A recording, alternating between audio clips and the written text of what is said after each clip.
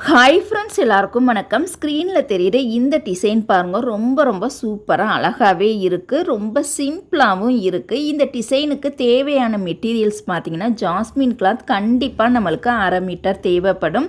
பாசி பார்த்திங்கன்னா ஆரி ஒர்க்குக்கு பயன்படுத்தக்கூடிய பாசி தான் எடுத்துக்கணும். சென்டரில் பார்த்திங்கன்னா ஸ்டோன் பீஸ் கண்டிப்பாக நம்மளுக்கு எடுத்துக்கணும்.